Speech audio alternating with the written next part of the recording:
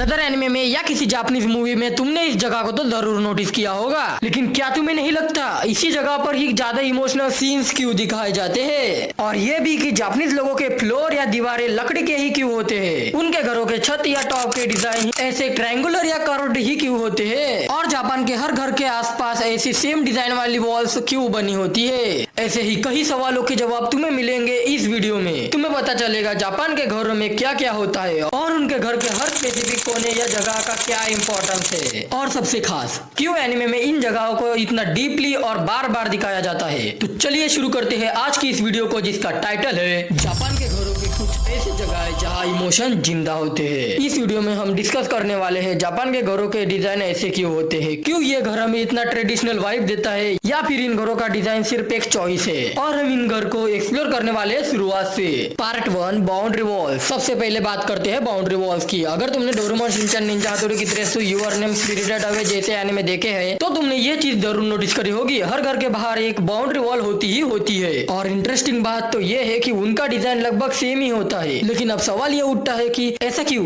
हर जगह same design वाली walls ही क्यों होती है? अब दीवार का होना तो समझ में आता है भाई, प्रोटेक्शन, प्राइवेसी और स्पिरिचुअल बिलीफ के लिए होती होगी। लेकिन तुम्हें नहीं लगता क्यों हर जापानीज हाउस की बाउंड्री वॉल बिल्कुल सेम होती है? मतलब same height, same pattern, same colour, same stone texture. ऐसा लगता है जैसे एक ही फैक्ट्री से निकाल कर सबके घरों के आगे चिपका दिया हो। ऐसा तो कुछ नहीं है, लेकिन इसके पीछे भी सोची समझी प्लानिंग है। जापान में एक कॉन्सेप्ट है कम्युनिटी सिमेट्री। जापानीज सोसाइटी एक चीज को बहुत सीरियसली लेती है, कलेक्टिव डिसिप्लिन। मतलब अगर तुम किसी सोसाइटी में रहते हो तो तुम्हारा घर बाकियों से अलग नहीं दिखना चाहिए, क्योंकि उनके लिए घर सिर्फ पर्सनल जगह नहीं होती, वो पूरे नेबरहुड का एक पार्ट होता है। और हाँ, घर का डिजाइन उस कम्युनिटी की सामूहिक शांति, कलेक्टिव पीस का सिंबल होता है। इसीलिए हर रेजिडेंटल जोन के लिए एक फिक्स आर्किटेक्चर कोड होता है जो डिसाइड करता है कि वॉल कितनी ऊंची होगी, कौन सा मटेरियल होगा, कौन सा कलर अलाउड है, और उसका टेक्सचर भी फिक्स्ड होता है। हाँ भाई, फुल दादागिरी चलती है, लेकिन बाउंड्री वॉल का डिजाइन सेम ही रहना चाहिए। ये कॉन्सेप्ट इंस्पायर्ड है क्योटो और ईडो पीरियड के हाउसिंग से, जहाँ पे हर स्ट्रीट एक जैसे मचिया हाउसेस से बनी होती है। उन घरों के वॉल्स का पैटर्न सेम इसलिए रखा जाता था ताकि कोई भी घर का विजुअली शो ऑफ ना कर सके और हर कोई एक समान लगे। और सबसे इम्पोर्टेंट चीज, ये यूनिफॉर्मिलिटी उनके बिलीफ को रिफ्लेक्ट करती है। घर भले ही अपना हो, लेकिन इज्जत सबकी बराबर होनी चाहिए। Part 2 name plate. अब बाउंड्री वॉल्स का रास्ता समझ में आ गया, लेकिन अगर तुम थोड़ा और गौर से उन वॉल्स की तरफ देखोगे तो तुम्हें एक छोटी सी नेम प्लेट भी दिखेगी। हाँ, जापानीज घरों के सामने एकदम नीटली चिपकी हुई। और अगर तुम सोच रहे हो बस नेम प्लेट ही तो है, उसमें क्या खास बात है? अरे भाई, नेम प्लेट है लेकिन जापान वाली। यहाँ नाम लिखने के साथ ही इज्जत भी चिपकाई जाती है। दरअसल ये नेम प्लेट उस घर में रहने वाले फैमिली का सरनेम भी दर्शाती है। जैसे यहाँ फोटो में योशिडा लिखा हुआ है। जापान में लोग मोस्टली सरनेम से पहचाने जाते हैं, और ये नेम प्लेट वही बताती है कि इस घर में कौन सी फैमिली रहती है। और हाँ, ये सिर्फ स्टाइल नहीं है, बल्कि ये तो बहुत जरूरी चीज है, क्योंकि जापान के ट्रेडिशनल एड्रेस सिस्टम में घर ढूंढना, वो भी जीपीएस के बिना, लिटरली मैथ के प्रॉब्लम सॉल्व करने जैसा होगा। कई बार तो स्ट्रीट नेम भी नहीं होते, सिर्फ ब्लॉक नंबर होता है। तो इसी वजह से पोस्टमैन से लेकर गेस्ट तक सबको मदद मिलती है इसी नेम प्लेट से। जैसे हमारे यहाँ भी कुछ लोगों के घरों के ऊपर लिखा हुआ होता है दत्त कृपा या श्रीनिवास, वैसे ही ये जापानीज वर्जन है, बस मिनिमल और क्लासी। अब जैसे ही तुम गेट के अंदर आते हो, तुम्हें दिखती है एक छोटी सी जगह जहाँ सब लोग अपने जूते उतारते हैं। इस जगह को कहते हैं गेनकान, और जापानीज कल्चर में तो इसका अलग ही लेवल का रिस्पेक्ट है। एनिमे फैंस ने तो इस जगह को हर दूसरे एपिसोड में देखा होगा, चाहे डोरेमोन में नोबिता जब स्कूल के लिए लेट होता है तब, या फिर शिनचैन उल्टी एंट्री मार रहा हो तब। ये बस एंट्री एरिया नहीं है, यहाँ से ही घर का मेन एंट्रेंस शुरू होता है। जापानीज लोग मानते हैं कि घर के अंदर एक स्पिरिचुअल प्योरिटी होती है और गेनकान उसका गेटकीपर है। इसीलिए यहाँ से आगे जाने से पहले हर गेस्ट या फैमिली मेंबर अपने बाहर वाले इमोशंस को यही उतार के जाता है। क्या तुम्हें भी ये थोड़ा फिल्मी लगा? हाँ, ये बात तो आपको भी पता ही होगी कि जापान में हर छोटी से छोटी चीज भी इमोशन से भरी होती है। तो चलिए अभी आगे बढ़ते हैं। तुम्हारे सामने अभी दीवार के साइड में लगा हुआ एक सरकने वाला दरवाजा दिख रहा होगा। हाँ, वही स्लाइडिंग डोर, जो लगता है कि बस एक हल्की सी उंगली मारो और एक नई दुनिया का पोर्टल खुल जाएगा। और जैसे ही तुम इस दरवाजे से अंदर घुसते हो, तुम्हारी नजर सबसे पहले पड़ती है एक टेबल पे। लेकिन रुक जाओ, ये टेबल कुछ तो अलग है। अरे हाँ, ये टेबल इतना छोटा क्यों है? क्या बच्चों के लिए बनाया गया है क्या? नहीं भाई, ये है कोतात्सु, जापानीज घर का असली कंफर्ट जोन।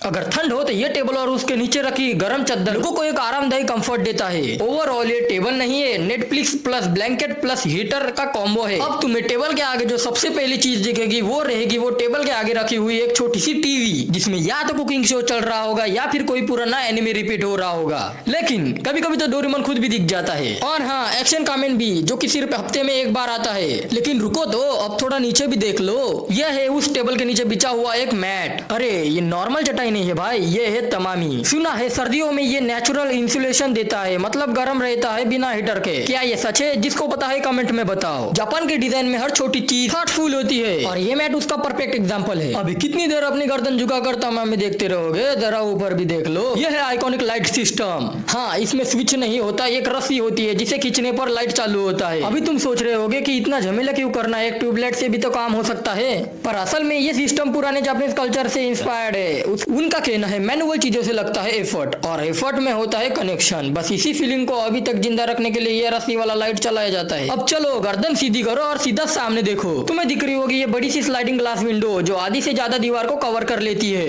लेकिन इंडिया में तो तुम्हें इतनी बड़ी खिड़कियां मॉल्स या शोरूम्स के दीवारों पे ही मिलेगी। लेकिन जापान में इसका मतलब कुछ और ही है। नेचर और घर के बीच कोई बैरियर नहीं होना चाहिए, इसी कारण से ये खिड़कियां लगाई जाती है। बस एक हाथ से स्लाइड करो और आप सीधा घर के बाहर गार्डन में। और जैसे ही तुम बाहर कदम रखते हो तुम्हें मिलता है ये लकड़ी से बना एक छोटा सा प्लेटफॉर्म जिसे कहते हैं एनगावा। अरे हाँ, वही जगह जहाँ एनिमे के सबसे ज्यादा साइलेंट, सबसे पावरफुल और सबसे इमोशनल सीन होते हैं। कभी नोबिता की दादी यहाँ बैठी होती है और नोबिता उनके पैरों में सिर रखकर छुपके से आंसू बहा रहा होता है। तो कभी डिमन स्लेयर के आगाया उबियाशिकी इसी प्लेटफॉर्म पर से सभी हाशिरास को इंस्ट्रक्शन और ऑर्डर देते हैं। तो कभी शिकामारू और आसुमा सेंसेई यही बैठकर आपस में शोगी खेलते हैं। बिना कुछ कहे सिर्फ मूव्स और साइलेंस में सब कुछ कहे जाते हैं। ये सिर्फ एक लकड़ी का टुकड़ा नहीं है भाई, ये है इमोशनल स्टेज। यहाँ कभी बूढ़े बुजुर्ग लोग शांति से चाय पीते हैं तो कभी बच्चे बैठकर नेचर को ऑब्जर्व करते हैं। यहाँ तक कि जब घर में टेंशन का माहौल होता है तो घर में से कोई ना कोई यही बैठकर अपनी गहरी सांसें ले रहा होता है, एक सेकंड के शांति के लिए, सब कुछ भूल जाने के लिए।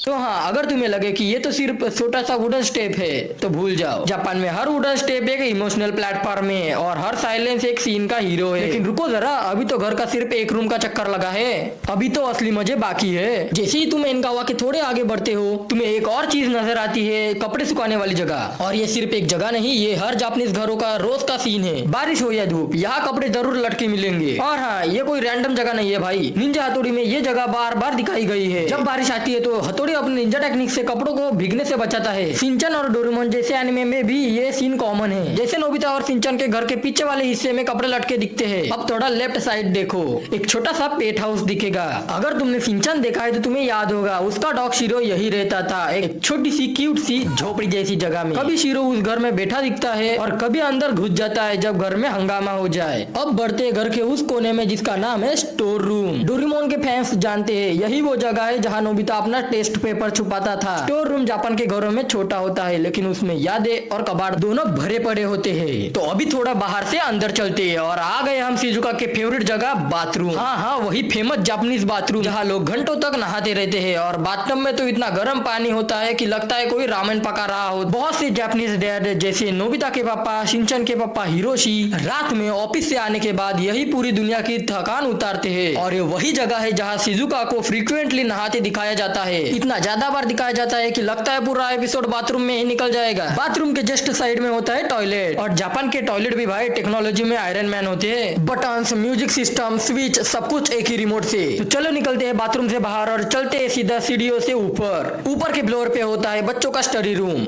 जैसे कि नोबिता का रूम जहाँ पढ़ाई से ज्यादा सोया जाता है। लेकिन सिर्फ नोबिता ही नहीं, ये स्टडी रूम सभी एनिमे में दिखाए जाते हैं। जैसे ही तुम इस रूम में एंटर करोगे सबसे पहले तुम्हारी नजर पड़ेगी टेबल और कुर्सी पे, जहाँ जापान के बच्चे यहाँ अपना होमवर्क कंप्लीट करते हैं। रूम के ऊपर तुम्हें देखने को मिलेगी वही रस्सी वाली आइकॉनिक लाइट, और हाँ, टेबल के अपोजिट साइड में होता है वही अलमीरा जहाँ अपना डोरेमोन सोता है। रियल लाइफ में इसे ओशिरे कहते हैं, एक ऐसा कॉम्पैक्ट कवर्ड जो गद्दों के साथ एडजस्ट हो जाता है। इसमें तुम गद्दे, खिलौने, स्कूल बैग सब कुछ छुपा के रख सकते हो। और फाइनली एक छोटी सी खिड़की जिससे नोबिता और डोरेमोन बाहर बैठकर रात को चांद तारे देखते हैं। और कई सारे एपिसोड तो यही बैठकर खत्म हुए हैं। हो गया पूरा घर? नहीं भाई, अभी थोड़ा सा बाकी है जिसे मैंने लास्ट के लिए बचा कर रखा था। क्योंकि तुम ऑलरेडी खिड़की से बाहर आ चुके हो तो चलो थोड़ा और ऊपर चलते हैं। तुमने नोटिस किया होगा जापान के घरों की छत हमारे जैसे फ्लैट नहीं होती।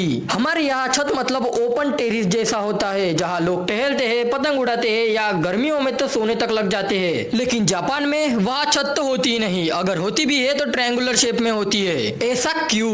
क्योंकि वहाँ बर्फ गिरती है या बहुत तेज बारिश होती है, और तो और अर्थक्वेक भी, जो कि तुम्हें पता ही होगा। और अगर छत फ्लैट होगी तो पानी जमा हो जाता है या फिर बर्फ अटक जाती है। इसी वजह से उनके छत का डिजाइन ऐसा होता है ताकि सब कुछ घर के नीचे फिसल जाए और घर सेफ रहे। और हाँ, क्योंकि वहाँ के लोग छत पर चिल करने नहीं जा सकते, इसी वजह से नोबिता और डोरेमोन की तरह ये लोग यहाँ आते हैं। आज की वीडियो में इतना ही। हाँ, मुझे पता है इस वीडियो में मैंने बहुत सी जगह छोड़ दिए है, लेकिन अगर तुम्हें लगता है कि मुझे उन्हें भी कवर कर लेना चाहिए तो सीधा कमेंट करो। अगली बार मैं इस टॉपिक पर जब वापस आऊंगा तब इन्हीं जगहों का लेकर लौटूंगा। या फिर अगर तुम किसी और टॉपिक पर ऐसे ही वीडियो देखना चाहते हो तो कमेंट करके बताओ, हो सकता है अगली वीडियो उसी टॉपिक पर बनाई जाए। चलिए मिलते हैं अगली किसी बेहतरीन वीडियो में एक और नई दुनिया में नए अंदाज के साथ।